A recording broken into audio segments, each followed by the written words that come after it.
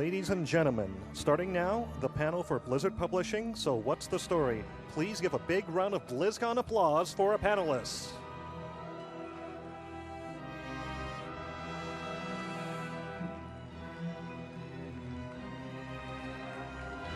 What's up? What's up, everybody? Thank you for coming to the Blizzard Entertainment Creative Development Publishing panel. Oh, that's long. Did I say that right? Did that happen? Yeah. Do you guys appreciate the power that is sitting on this stage at this moment? Guys, my name is Chris Metzen. I am Blizzard's lead cheerleader.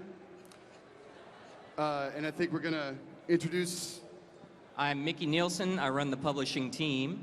I'm James Waugh. I'm a senior story developer. I'm Cameron Dayton. I'm a publishing developer. Sean Copeland. I'm a historian on creative development. Yeah, Sean! Christy Golden. I've written a few Warcraft and Starcraft novels. Hey, Christy! Richard Knack, Warcraft and Diablo novels. Yeah! Nate Kenyon. I'm a newbie. Don't know what the hell I'm doing up here, but hopefully you guys will help me out. Nate Kenyon! Warcraft. Guys, thank you for coming out. How's everybody doing here at the end of day one BlizzCon? Yes and yes. Guys, it's been a crazy day. So it's wild to wind up with this panel at the end of the day. Good Lord. So as we get things going on, we're going to talk to you a little bit about some of the lore projects we have in development right now. We'll tell you a little bit about our philosophy of kind of how we chase the fiction, what we want to get out of the fiction of these universes we built within our game products. So to lead off a little bit, we were going to talk about, Mickey, what were we going to talk about? We were going to talk about the future. We're going to talk about... Who has the clicker, by the way? Can we go to the next slide? Did we come out with a clicker? It's very a clicker. We are clickerless. If somebody could provide a clicker, we would be very appreciative. I could just describe what the slides would Actually, be. interpretive dance might be the best way to communicate this to you. That's not bad. That's not bad at all. Oh, there it is. Ladies and gentlemen, Backstage Dude. Round of applause for Backstage Dude. Bring that down, baby. I really like the interpretive dance idea, though. Guys, for the past number of years, the Creative Development Department has been involved in developing fiction to expand and enrich Blizzard's IPs. We all grew up as super geeks, right? We read a lot of novels, we read a lot of comics, we read manga, everything, right? Movies, everything y'all are into. So as we began the process of creative development many years ago, we doubled down on the media types that we enjoyed most, right? We started chasing, novels and comics and all that stuff. And it's kind of funny, as the years have gone by in the digital age, right? Everybody, how many of y'all have like iPad, some kind of tablet technology? That's it, really? Digital watches. It's totally digital watches. There we it's go. totally the lore fans that do not have iPads. That blows my whole thing. I'm just going to quit right here. So the trick is, guys, in this day and age, I'll be totally candid with you. Did my voice just break? Was that Peter Brady? Good Lord. Thank you. Oh, I hate camera phones. In the digital age, as we put out our novels, our comics, our manga, at the end of the day, we're servicing what is likely to be a very passionate 100,000 people. The simple fact is, at a business level, print ain't doing all that well. And it's only held up, I believe, by badasses like Christy Golden, Richard Knack, Nate Kenyon, are just about the only reason these days. Oh, I'm sorry, and New York Times best-selling author Mickey Nielsen. Thank you. You Thank bastard. I'm going to write a comic one of these days. I'm going to get on that list. So I believe the publishing world is supported completely by these people at the end of the row. But what's interesting these days is with the millions of people that engage with our products and engage with our games, we're always looking at ways to try and get our stories out to an even broader set of people. For the millions of people that play, one could argue that people are very, very interested in our stories, right? But they may not be interested as much in the classic media that we all love most. So you guys will see from time to time, we would be doing the leaders of, the faction storylines, and we put those out for free. Somehow, putting things out for free seems to be a way that people want to engage with your content. I don't understand that. Put it out for free, they want to, I don't know. Crazy. I like paying for things. Madness. So these days, we're always looking at other ways and alternate media types that we can convey these stories through and, just try and get these ideas out to a broader mix of people around the world. Having said that, we love novels. We are going to do lots and lots of novels. We are going to just absolutely embrace the media types that we love most. But to just give you a sense of the future of publishing, we're going to try all sorts of weird things out. I'm thinking about animation. I'm thinking about, motion comics, all sorts of weird stuff. So guys, if you love these ideas, we're going to try and cast lines into the water for everybody, right? Because these ideas, I believe, need to be shared by everyone. So, having said that, I'm going to hand it off to New York Times best-selling author Mickey Nielsen. So we can tag team this one if you like. We're going to talk about Book of Cain right here. So did you guys do the Diablo lore panel yet? We did not. Okay, when is that? Should we just start singing to each other now? As long as you keep caressing me, I don't care what we do. So guys, go ahead. Here, hold that for me, Wayne. Guys, one of the latest publishing projects we've been working on with a good friend of ours named Flint Dilley is Diablo Book of Cain. With the imminent arrival of Diablo 3, hopefully sooner rather than later, we wanted to put together a source book that really catalogs the history, the characters, the lands, and the mythology. Now that is something you don't see. Why is everyone staring at my lap? I know what my reason is. So, control. We must maintain control. So the Book of Cain, ladies and gentlemen, is an attempt to codify and clean up the history of the Diablo franchise in such a way we put it into this book that's essentially narrated by Deckard Cain. The idea in the game lore is that it's been about 20 years since Lord of Destruction, which was the last Diablo game product. I can't even remember the year we put it out. Let's just say it was a long time ago. It's been about 20 years since Lord of Destruction. And Deckard Cain, the sage historian of the Diablo universe, has compiled a book of lore. He believes that an apocalypse is imminent after the events of Diablos 1, 2, and 2.5. He believes that the last lords of hell are up to some shenanigans, and that it's about to spill over into the mortal world.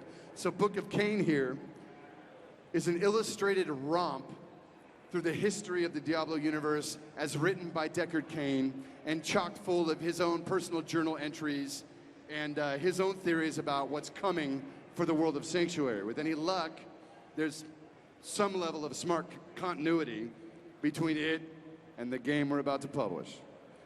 Is there anything else you think we should say about Book of Cain? So the only other thing I wanted to add to that is if you guys want to check out this physical version, this is a mock-up that Pocket Books, or I'm sorry, Insight Edition has over at their booth right now. So it's over that way, a few halls over. If you guys want to go and check this out, you can flip through it. You can see all the artwork in here, everything. It's the book, except it's a mock-up, so it's a digital printed version of it. And guys, I guess I would say we had so much fun making Book of Cain, ultimately like a very clear, here you go, honey. A really clear codified history of the world of Diablo. We've been thinking about doing the same kind of treatment for Warcraft and StarCraft. I was going to ask if you guys have any interest in that kind of thing, but I think we're thinking about it anymore. I think that just answered the question. And if you could imagine the level of pain in the ass that would involve to try and get all that lore straight, good Lord. But we had so much fun with this book, and we think you guys are going to love it and just love the story of Diablo, that we're keeping it in mind that we may want to do source books this way for all of our universes. Okay, so next up, don't hit it just yet. We got to build this up a little bit. I believe this is a first-time official announcement. So you guys are all here for this. Very exciting. Given the announcement this morning about Mists of Pandaria, it should come as no surprise that we will be bringing pandemonium on the book front. And so here we have it. Pearl of Pandaria is the name of this book. This is being published through DC Comics. It's a hardcover graphic novel. As you can tell, the artwork is absolutely gorgeous. This is, the artist's name is Cheeks, and he's popular for, he was the main character designer on the Spider-Man cartoon, and as you can tell, his style is just a perfect fit for Pandaria and for this book and the tone of this book and everything else. So the story takes place pre-Cataclysm. There's going to be another story that we're going to talk about here in a few minutes that will bridge the events of this book, the end of this book, and the start of the next expansion. And wasn't this written by a New York Times best-selling author? It was, and this is one of the best stories you will ever read. I can say that without reservation. I'm a little bit biased because I wrote it, but yeah, it's No, pretty that's damn good. New York Times best-selling author. Yes, Right. Vicky yes. Nielsen. Let's make sure we get that right. Okay, so moving on to Dark Riders. We announced this last year, I believe, at Comic-Con. Again, fantastic artwork by Neil Googe. The goal of this comic and the other one that James is going to talk about here in just a minute, we wanted to do Alliance and Horde graphic novels, and we wanted to really zero in on what it means to be Alliance. What does it mean to be Horde? So for the Alliance, you know, what we came up with was the Alliance is all about bringing light to the dark corners of the world, and so that's what this story is about. I'm very, very happy to say it's been a long time coming. It is almost done at this point. Pencils are pretty much done, and we're moving into colors, and so you guys will be seeing this here soon-ish. All right, James? You know, before I talk about this Horde-centric book, is it possible for me to get a "For the Horde"? Oh wow, I've always wanted to do that. Sweet music. Oh, that was great. Like Mickey said, the purpose of these books was really to drill down and kind of get to the thematic roots of what it means to be Horde. You know, one of the compelling things about the Horde story to me was when I first rolled Horde was always the fact that, you know, they're a group of outsiders. They're Azeroth's, you know, misplaced outsiders, the kind of freaks of Azeroth in a sense, right? And you know, I can relate to that. James is freaky. But despite From what I that, hear. despite that, they come together and they've formed a family, and it's a dysfunctional family, but it's a family that sticks together under one banner, right? And so we really wanted this story to kind of capture that and be a microcosm for that. I think Doug Wagner just handed in a terrific script, and Jeremy Ratpack, check out the art on this. I mean, it's so gritty, and it feels like he was channeling a John Buscema from Conan. You know, and it's a stark contrast to the Alliance book's bright colors. I can't tell you enough how excited I am about this, and I think when you see it, my enthusiasm will spread to you guys. And this one is almost finished as well. So the pencils, I think, out of 120 pages, I think we're up to like 110. We're getting colors already, too. Yeah, and we've started on colors. So again, My face melts every time I see these pencils come in. yeah, absolutely beautiful. Okay, so next up, we're just going to talk a little bit about Sword of Justice. This is the Diablo comic that we're doing. This is going to be a limited series that will then come out as a graphic novel. I believe issue 1, November 23rd, if I'm remembering correctly. Joseph LaCroix is our artist for this. Really, really cool story. It's in between the end of D2X and D3. And it's right after, you know, Tyrael shattered the World Stone, and his sword ends up in the hands of a mortal who becomes the avatar of justice in the world of Sanctuary. So again, amazing artwork. It's a great fit for the IP. It's got that kind of Hellboy style to it. Really, really cool. Okay, so I told you that there was going to be a story that would bridge the end of Pearl of Pandaria and the beginning of the next expansion. This is that story. Right now we're calling it Quest for Pandaria. This is going to be a novella, and it's going to come out in 4 installments. Each installment will be about the size of the Leaders of the Horde and the Alliance short stories that are up on the website right now. So by the time it's done, it'll be a full-length novella. This is being written by Sally Pine, who some of you might know as the winner of the Global Writing Competition. Stand up, Sally. Stand up, Sally. Come on, give Sally a round of applause. There she is. Put a spotlight on her. Very up and coming. Very good. Very talented writer. So, and she also wrote the Garrosh short story for Leaders of the Horde and the Alliance, and we're very happy to have her writing this for us. Okay, guys, so the Leaders of Azeroth short story project, like Chris was talking about, is the series that we've been giving away for free on the web. You know, I think the root of this is everybody on the stage sits around, like when we sit around and we talk about these characters, it's almost like they've come to life. Like they're really complex characters full of their motivations and wants and needs and emotionality, but there's only so much space to show a lot of that stuff. You know, MMO narrative's kind of tough, and I think the quest designers do an amazing job getting it in there, but there's just so much more, and we all know it, but we want to share that with you. I mean, the books we do really dig out a lot of that stuff, but we only do 2 a year, and they're usually tied to expansions, and there's just so many more stories we want to share with you. And so, you know, I don't know whose idea it was. I'd like to say it's mine, but I think it was probably this guy's. And it was like, hey, you know what? Let's just do a story on all the totally mine. It was yours. It was I just yours. made the decision. It's totally mine. Oh, yeah, it was your idea. Great idea. You know, and so when we decided to approach this, as the editor of the project, I had 2 guiding principles, right, for every writer. And one was you have to tell a story that you couldn't be done in game. And the second was that by the end of the story, the reader had to understand these characters more than they ever had before. They had to be able to get in their head. I wanted the writers to, you know, really use the tools of prose narrative. I wanted inner monologue. I wanted them to really kind of see their memories and understand who Sylvanas was, or, you know, Tyrande, or you know, Gelbin. And I'm just really proud of the work the writers have done. I think it's been a great project. We got great art from Ludo Lalabi and Tony Washington. And there's 2 stories left, and then it's done. And those stories should be out in the next couple months. And, you know, we're really proud of them. Hope you guys like them. That was beautiful. Thanks. Oh, this Are we going to tag team this one? Okay, so Mr. Wah and myself wrote Curse of the Worgen. It is now available in hardcover with how many? 5 additional pages. 5 Never before seen. Actually, we should trace the roots of that real quick, because one of the things we kept seeing when the issues were coming out was from fans on forums was like, hey, did Blizzard forget about Valinda Starsong? And we didn't. That was actually the first thing the first puzzle piece we figured out when figuring out this comic, but there just wasn't space to tell that story in this comic. And I think initially we were going to put that story in the Dark Riders comic, and then through the course of development, it ended up getting kind of on the cutting room floor. But that story is still very important, and it was kind of this loose thread in the tapestry.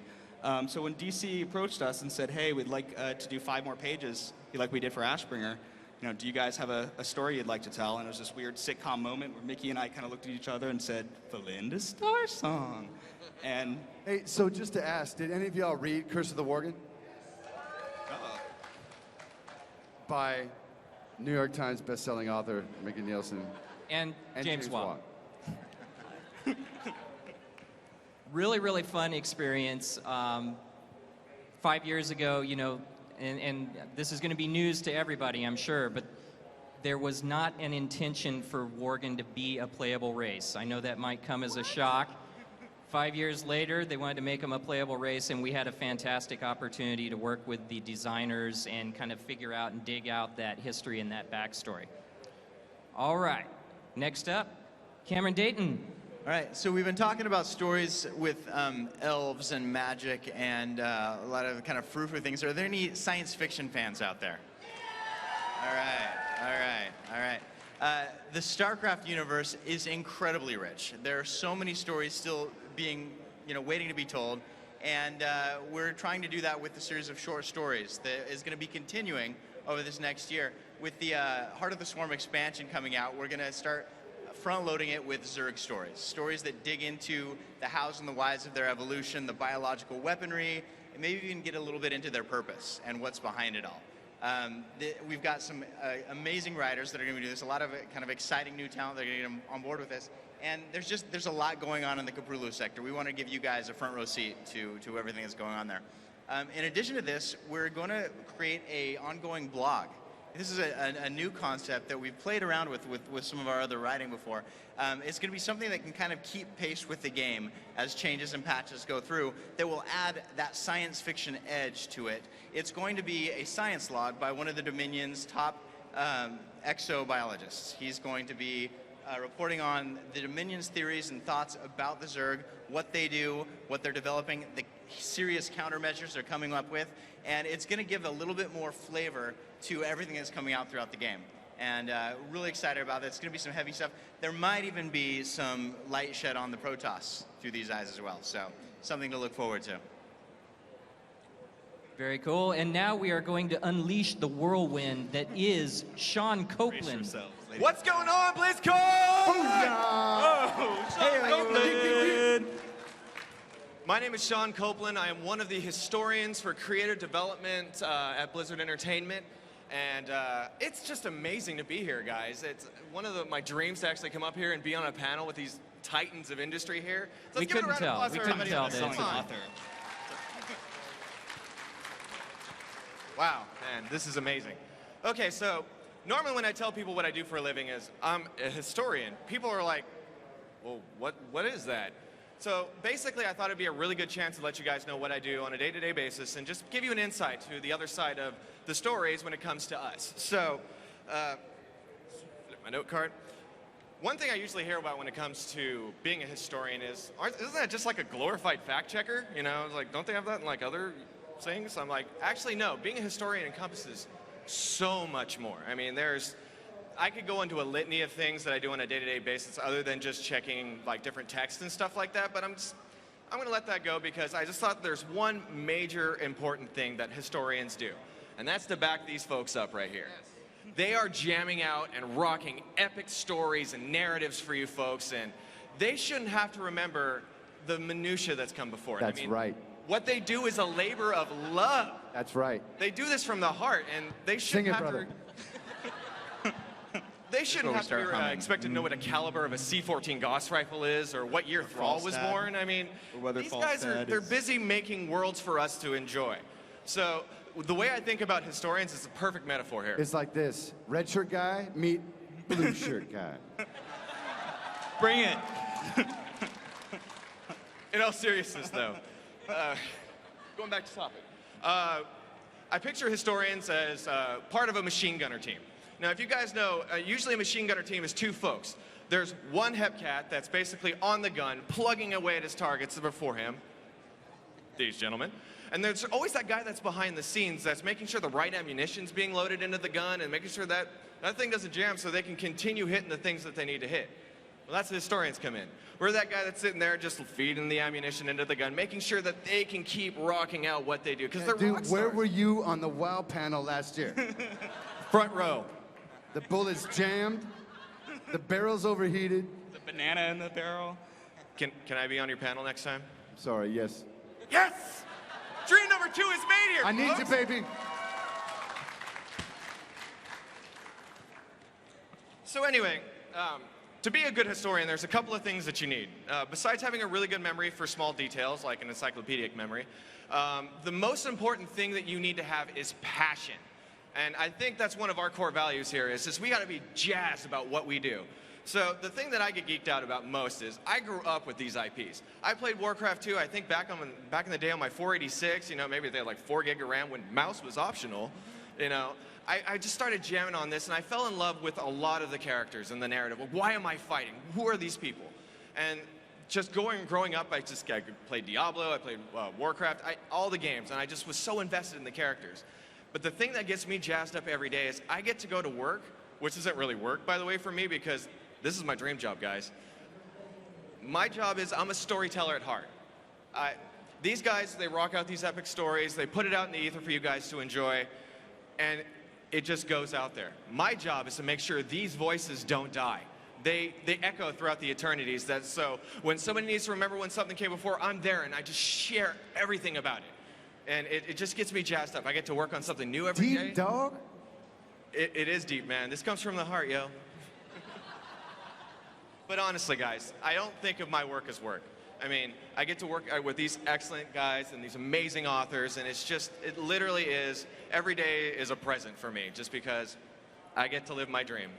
So, like I said, I won't go into the minor things of what I do for a living, but the one thing I do like to say is the historians on our team, we are super fans. You guys are super fans. You're here on this panel listening to us know about all the publishing, but you play the games, you buy the merchandise, you guys live this lore. And I just like to say, my name is Sean Copeland, and I'm also a super fan. Thank you. Yeah, baby. Oh, yeah. That's how it's done, right there. All right, tough act to follow. But Good luck, Christy. if anybody can do it, ladies and gentlemen, Christy Golden.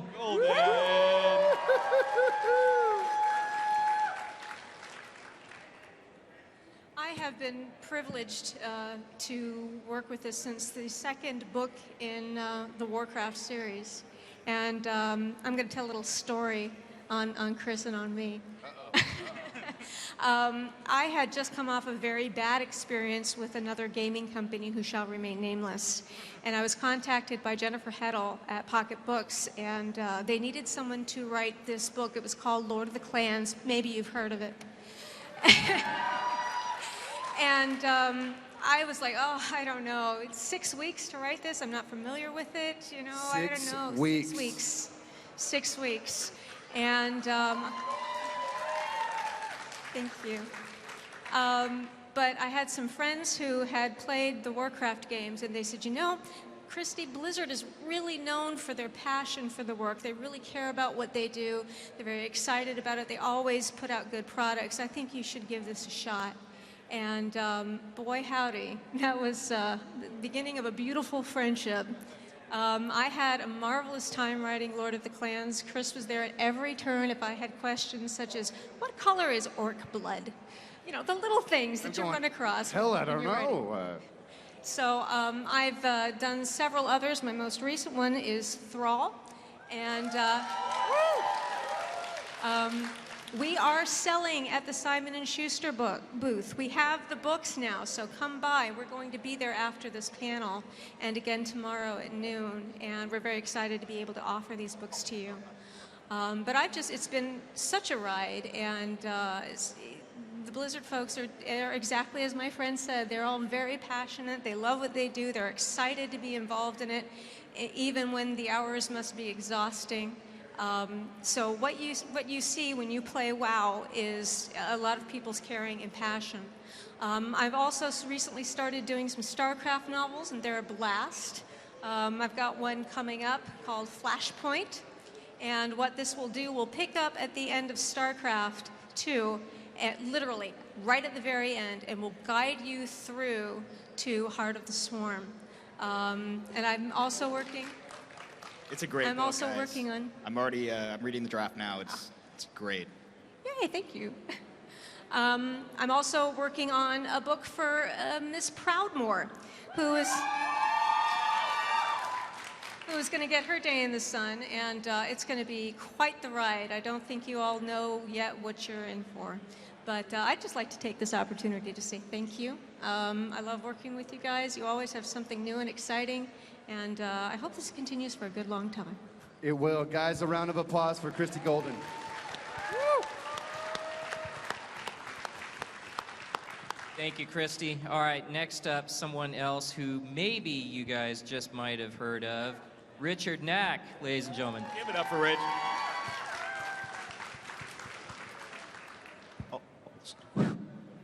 Excuse me about that. A long time ago in another universe called Dragonlance, there were some young boys who read a book called The Legend of Huma. And amongst them was a young man named Chris Metzen. And that book seemed to have stuck with him. I mean, really stuck with him. And so one day, coincidentally, when I was in California, I got a phone message that I had to return about some people interested in having me deal with another universe, one called Warcraft, and another one, actually, they were talking about called Diablo. And strangely enough, this has been a really traumatic trip. I've been there for some business. It turned out to be with someone who was very strange. And also, the other message on the machine was about a close relative passing away. So you can imagine your message was the message from the publisher was much more interesting. Yes. So I had a discussion and talked to Chris about what he wanted in this world here. And we were in sync right away on this. It was a fascinating world right away. I mean, I have worked with Dragonlance for many years, and that's a very in-depth world in many ways, but it doesn't hold a candle to the depth of Warcraft, even at that time.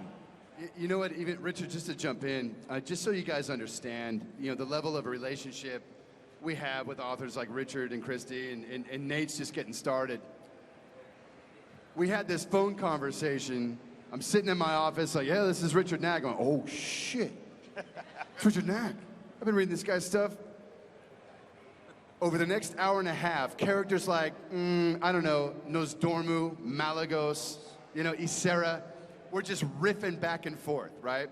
I mean, this man down here has helped come up with some of the very, very deep lore that has just recently played out in our game product. So I can't overstate the magnitude of creative relationships that we've been building over time, and these amazing authors coming in and really helping us just build out these universes, and especially WoW. Richard's done some pretty good work on Diablo, but I can't overstate just how precious these people are to us, and just how amazing these creative partnerships have been over time. Well, again, from that one phone call came, Day of the Dragon, and then the first Diablo novel, I wrote Legacy of Blood. And obviously, I enjoyed working in Diablo quite a bit after that, creating characters like Zale the Necromancer, who was in a couple of the books, Kingdom of Shadow and Moon of Spider, and then going back to Warcraft. And obviously, I like dragons. Anybody can see my Warcraft books, Creating this character named Crassus/Coriel Strauss, who seemed to go over well with some people. And and it's just, everything's running. But I've always enjoyed, the depth of the world there and the depth of the characters, and going from the Night Elves into the Ancients with Malfurion and Terendi and Illidan and their story, and then being able to develop Malfurion more along the way of Stormrage, and then because of that, going now into Wolfheart, where I touch the souls of Varian amongst other characters, and even give you a little bit of what's making Garrosh be the way he is. I have to say that I'm very pleased. I think, and I cannot give enough kudos to Chris and Mick and James and everybody who's worked on the books. And Cameron, I'm working with you now too. So and Sean, you and Evelyn and the people in lore. Evelyn and her minions. I could not say enough good about their work behind the scenes. This is a this is a lot of a bigger world than it was in Orcs and Humans. And so I really compliment the lore people, especially. But with that one phone call back, it's really terrible. If I'd known, I could have visited you guys at the same time while I was there. But it really, that one phone call really changed a lot for me, and I'm happy to have been a really big part of this. Guys, please give a round of applause to Richard Knack. And if you haven't read Wolfheart yet, I just have to say it has an epic battle between Varian and Garrosh. Awesome stuff. Who's read it? Round of applause for Reddit. All right. Nice. On sale after the signing. All right, so the new kid on the block. Nate Kenyon is going to talk about some of the stuff that we've got him working on. If you haven't read his stuff, check it out. He's got an incredible sci-fi book called Prime. Awesome book. He's done horror as well, Bloodstone, I believe, and he can tell you some of the other ones. But give a round of applause, please, for Nate Kenyon. Thank you, Mick. It's going to be a love fest, I think, with Blizzard here. I'm the new. First of all, 6 weeks. 6 weeks. That's unbelievable. It'll happen to you eventually, trust me. Yes, it will. I think I could handle it.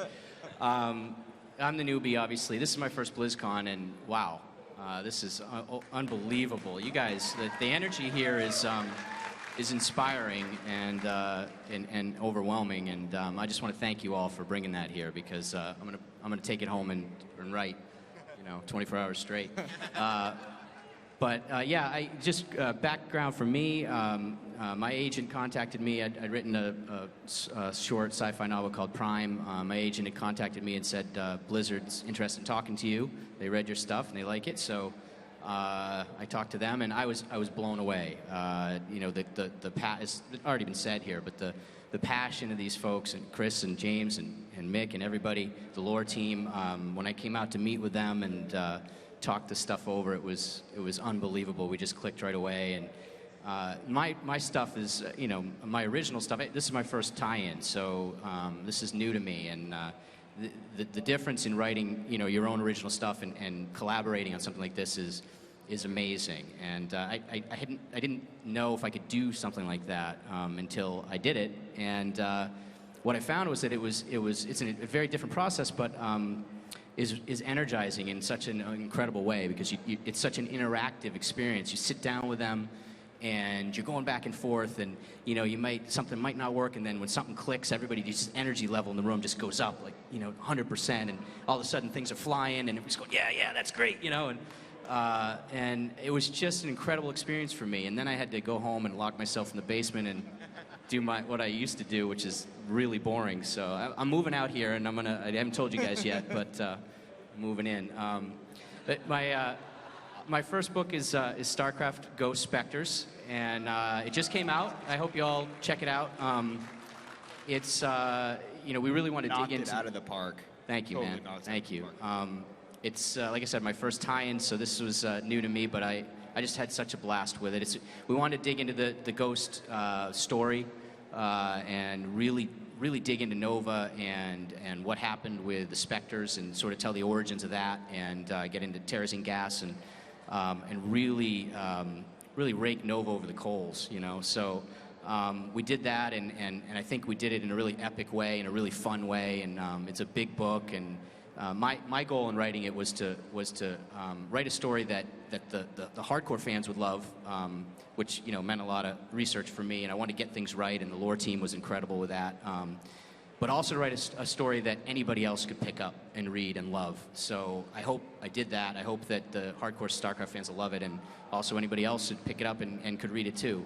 That you don't need to know the whole backstory, that there's stuff there that everybody can pick up and love. So, and it's dark, which I like. I think that's one of the reasons that we clicked, is that you know, I'd written horror before and sci-fi, and I think this is a good combination. It's a dark book, and it's a lot of fun. But I also, before I stop, I want to talk about my next project, which is the Diablo book. I hope you guys are excited about this one, because it is a lot of fun. And it'll be out, I think, in March. This is a sort of a bridge novel.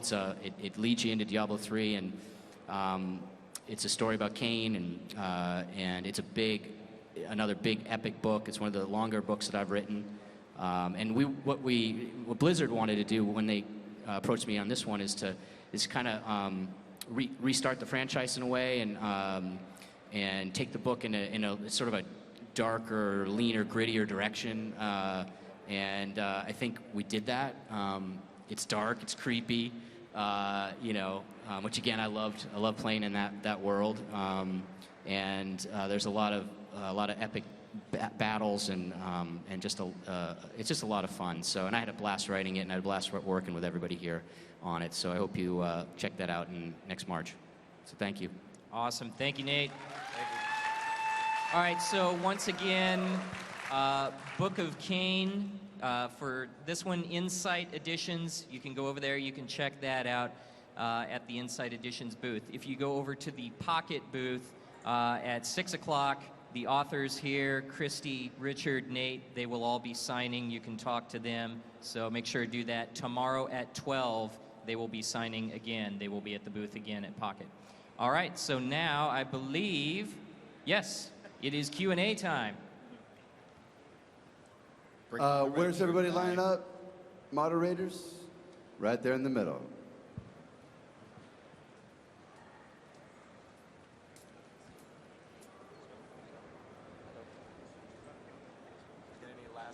Hello.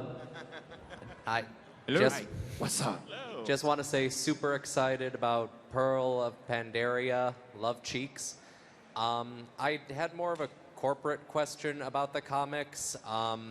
Your manga line was done through Tokyo Pop, I believe, which has not existed anymore.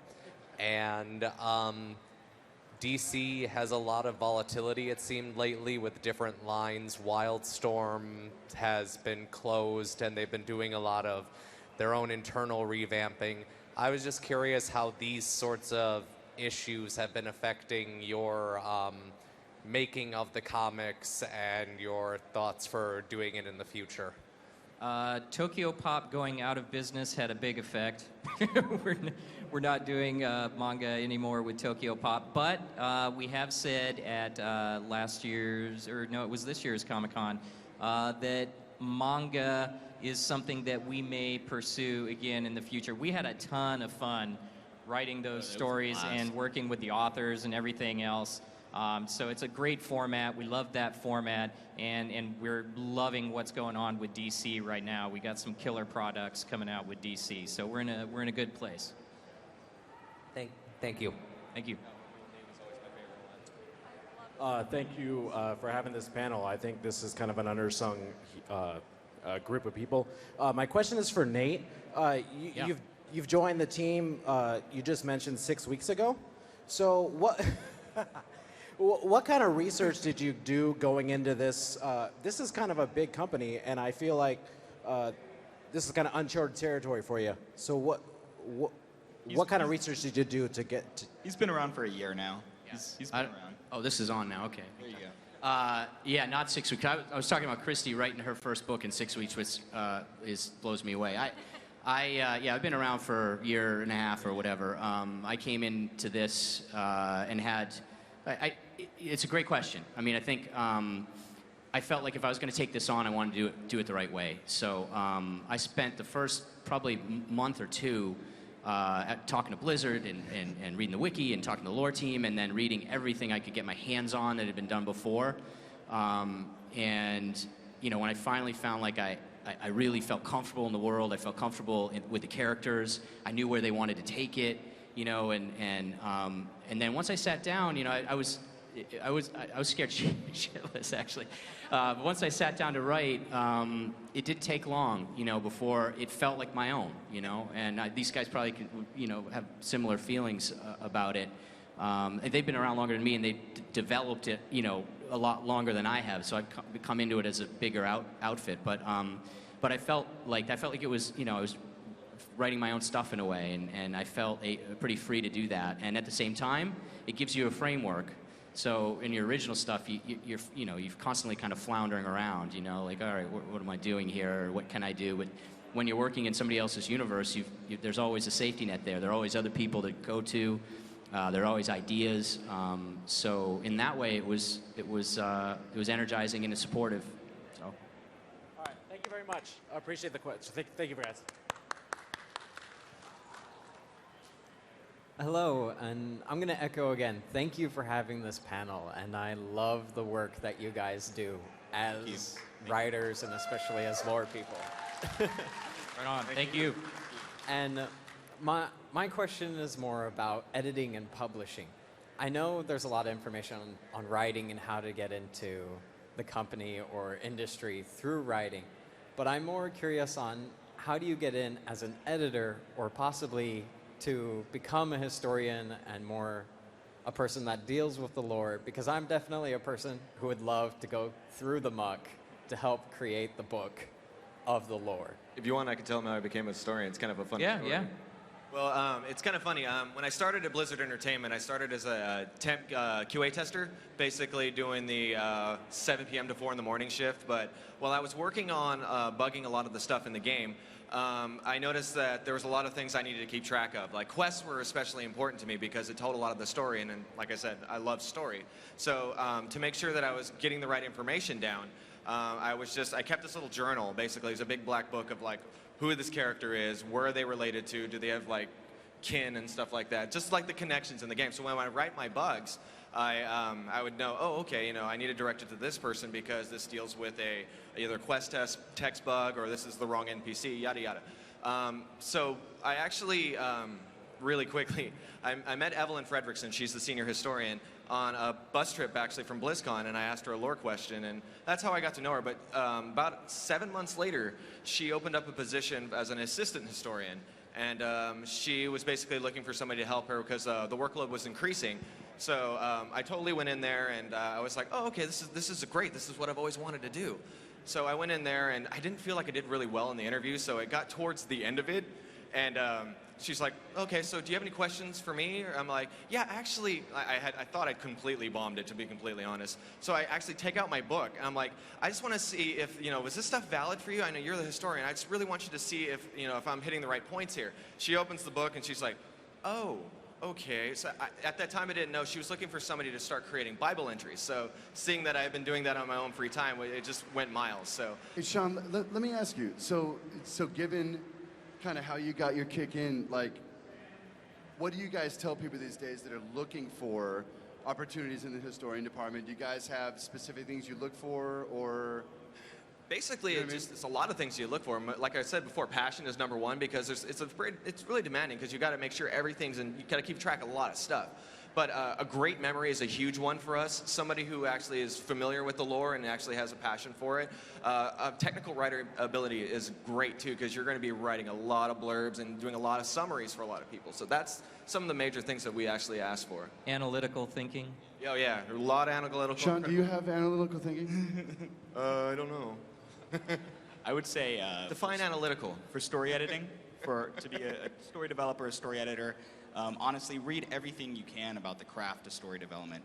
Go to all those workshops. Go to the Robert McKee workshop. Go to any workshop where you're gonna, learn everything you can, and then decide what you feel is valuable to your process or not. And then get yourself to a place where you can get as close as you can to people doing what we do every day. You don't have to come in as a story developer right from the start or a writer, but watch the process, get close to it, whether that's in New York, whether that's at a game company, and slowly they'll see your enthusiasm, see the fact that you've taken the time to learn this craft. So that's my advice. Try to get as close to it as possible and do your homework. All right, thank you. Thank you. Hi. With Pantherians getting the focus on upcoming stories, will we hear more about the Draenei? In Wolfheart, when Velen showed up, the Alliance reaction was basically, oh, you're still here? There is a Velen short story coming up with the leaders of Azeroth. I think it comes out in about 2 months. I would say that the Draenei didn't crash land on this planet for nothing. Right? I'm kidding. Well, that was a dud. I didn't get so much as a giggle out of that. We're gonna make it. The Draenei have, there's lots of story ahead. When we think about Mists of Pandaria, the Draenei do not necessarily play a huge role in the events of Mists of Pandaria particularly, but we've got all sorts of hooks for Velen and the Draenei, and little interesting tie-ins with young Prince Anduin, who is currently under tutelage of the Prophet Velen. So the Draenei are going to play a pretty cool role in the events of Warcraft history moving forward, since they are really the one element of the Alliance that is absolutely doubled down on the light and the process of just becoming paladins and priests and really taking the light to the universe. The Draenei absolutely represent that for the Alliance, even though dwarves and humans and whoever else can be paladins for sure. They're pretty much posers compared to the Draenei, as far as I'm concerned. So there's plenty of stories still to tell with the Draenei, but they don't necessarily factor in an immediate way to Mists of Pandaria. But again, look out for the Velen short story that's coming out. It's really coming out terrific. It's almost done, and it kind of gets into what Chris is talking about with their role with the light and Anduin. Thank you. Hi guys, the question I'm about to ask, and forgive for those of you who haven't read Thrall Twilight of the Aspects, you should, but I'm about to give away a huge spoiler. I'm sorry. Plug your ears. You don't want to sorry, plug your ears. Earmuffs. But Christy and Richard and the creative team, I wanted to ask how it felt to see one of my favorite, our favorite characters be killed off by another author, what it felt like to hand it over, how it felt to write it, where Richard, it came from, Christy. that whole thing. That's a Richard. You Christie. bastard. We've been trying not to have that conversation Sorry. for like a year. Sorry. Instigator, We're man. I'm telling you. supposed to sit between them. I'm sorry, guys. At least it's not in public. Richard. All right, all right. Now, Christy and I have both been working on this world for many years. And yes, obviously, Cress is a creation of mine, is one that was very close to me. And I have to say, and it was discussed with me that they were going to be doing something like this.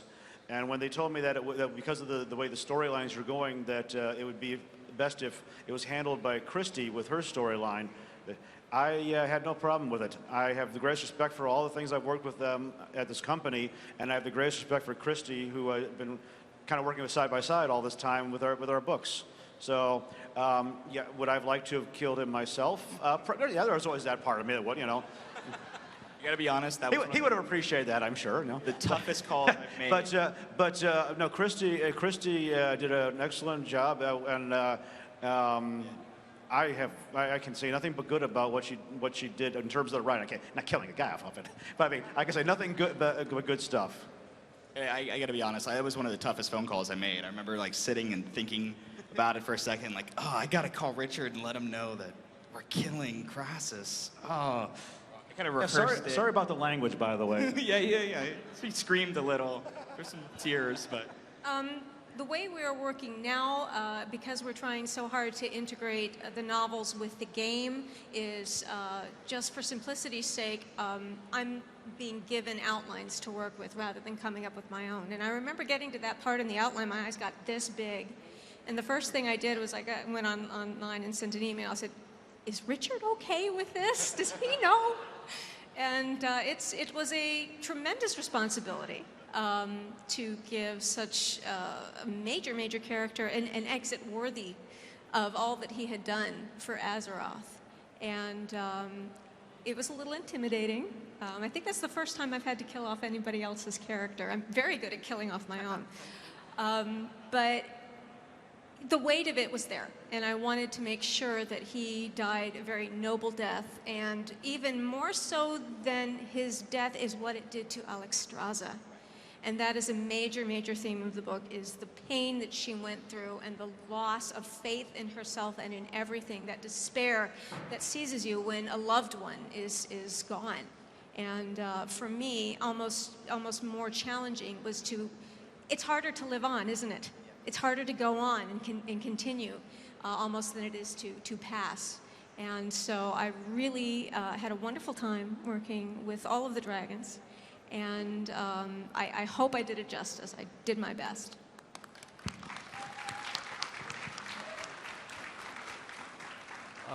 Yeah. I've noticed. Red shirt. Oh. He's wearing a red shirt. Sean. Get him, Sean. Get him, Sean. On attack mode. All right. Yeah. I've noticed a lot Snipers. in the writing that the stories seem to be really defined by the game mechanics of World of Warcraft. Example being in the mage comic, there's a mage being trained, and basically the instructor says to Palm Pyro, no, cast Presence of Mind and then do this. And it just never felt like the spell worked like that you went, oh, I'm casting this. I was just wondering how that happens, and if that's, well, just, yeah, how and why.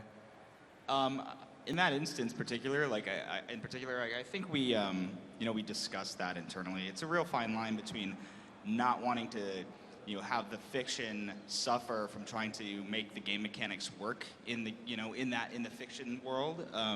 But we do like to give nods to the fans. We do like to kind of, evangelize your experience. We discussed it. It's kind of each time we approach an issue like that, it's a discussion with everybody in the panel and the writer. I believe Richard wrote that one. Yes, and there's so much you want to put in there, but you're so limited on space, and the artist can only draw so tiny. Right. And I'm trying to give them as many panels as I can, each page anyway. But you can't get everything in there. We try to make it flow as best as we can in terms of the Warcraft world. So I would love to have it a lot longer, obviously. And there's a fine line between a wink to the players and a wink that goes too far and kind of ruins your immersion in the fiction. And we're really conscious of that. So when that slips through or when it bothers somebody, it bothers us. So I know exactly what you're talking about. I think I may have a leg up because I also play. I've played for 4 years, and I also do role-playing in-game. So I'm love for the RPers. So I'm kind of used to that, used to taking game mechanics and making them an intrinsic part of a character's story. So I may be a little more comfortable with that than some others. Oh, thank you. Hi, so I have a story. I have a question about Garrosh. Like, is there any plans for a novel about him?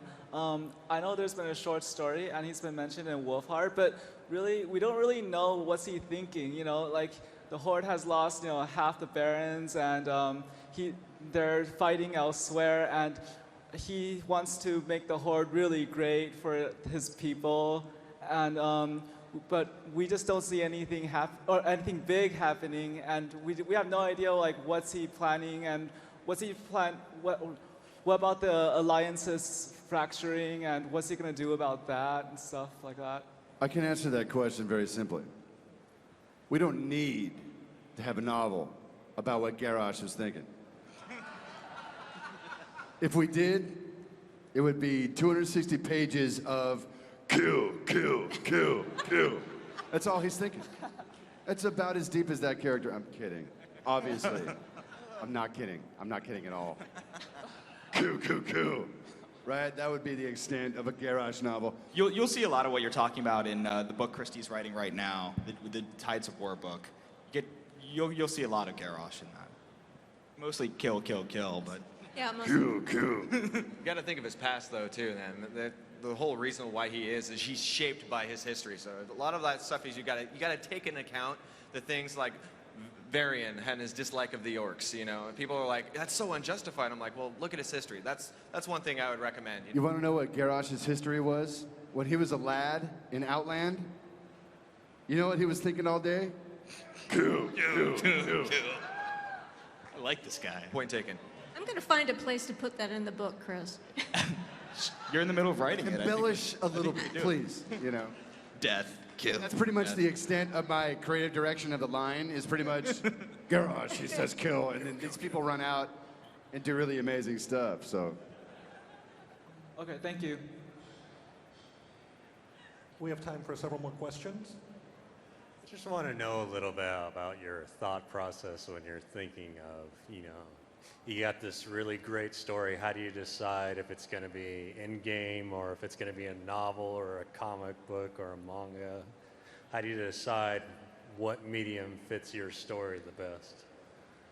It depends on the goal of the story, right? So sometimes there may be something that's going to happen. We know there's something that's going to happen in an expansion, and we want to support that in the printed medium. And so, you know, if it's something big like The Shattering, you know, that needs that kind of support, then we go for a novel. In the instance of, let's say, Curse of the Worgen, you know, that was a great opportunity to build backstory and history. And so it was very visual. You know, the Worgen werewolves, you got to see werewolves, you know, drawn really well. So it depends. It depends on what the goal of the story is. Right. I'll be honest with you guys. A lot of the times, ideas are going to spark with the dev team, right? So in the instance of including the Worgen into the last expansion, you know, guys like, at the time, Alex Afrasiabi, who was the lead quest designer at the time, you know, came up with a lot of fiction. We'd sit down, we'd jam through the Worgen. We knew that they were based in Gilneas. We knew that there was some history of Gilneas since the time of Warcraft 3. So we'd walk through the storyline, and he would identify very quickly what component of it he thought would make really compelling gameplay. So the assault of the Forsaken, you know, trying to, you know, rock southwards through Gilneas at the time of the Cataclysm. So we knew that that was kind of set in stone and felt really good, but we were left, right, with a huge chunk of conceptual real estate, right? Like, well, what's been the story since, you know, from before that time and after that time, like when they got the curse. and it really just left us with, you know, a lot of DNA to play with that we knew we needed to explain, but that we didn't have enough time on the game side to actually build out. So that's really where creative development and publishing comes in, is with the game side, you know, figures out what components of the story are going to make the most compelling gameplay. Then we can kind of go to CDev and go like, well, we got all this other, you know, these other components left that people are really going to want to know about, and what is, you know, the best media type to chase it, right? Well, you know, the Worgen's inclusion into the Alliance, well, that made a killer novel called Wolfheart, right? But they're, you know, the way they got the curse and the nature of Gen Greymane, well, you know, that kind of made a better comic book. So it really just depends on, you know, the chunks of the story that's going to be handled by development, and then the components that are left that just demand to be told. It really just depends on what the idea is, and it'll shape itself to the right media type. Thank you. That is all the time that we have for today. Please give our panelists a big round of applause. Thank you, guys. Thanks, everyone. Guys, thank you much. Thank you so much for coming out. We hope you've enjoyed